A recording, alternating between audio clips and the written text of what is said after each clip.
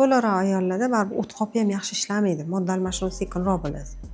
O'ta tosh bo'lish ehtimoli ham yuqori bo'ladi baribir. Buni o'ylab qaraganingizda zastoy ko'p bo'ladi.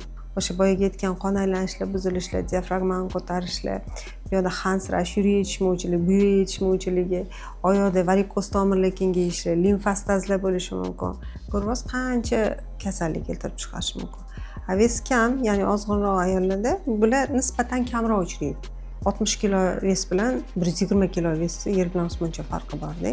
Mana o'ziga kelganda ham to'laroq ayollarni ko'rish qiyin bo'ladi. Yog' bezi 4 santimetrdan katta bo'lsa, o'sha homilani ham ko'rayotganingiz sizni qoniqtirmaydi. Qoniqarsiz ko'rik. Men yozaman shunaqa deb.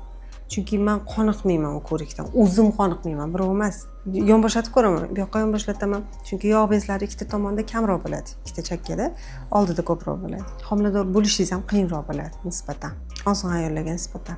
Shuning uchun agar homiladorlikka tayyorlanadigan ayollar bo'lsa, birinchi o'rinda vес tushirish kerak. To'g'risi, ozgina fitnes bilan shug'ullanib, suyuqlikni ko'paytirib, insulinni tushirib, qonni suyultirib, ana undan keyin ko'tarishsa, o'ziga ham, farzandiga ham osonroq bo'ladi. 9 oyni ham yengilroq o'tkazamiz.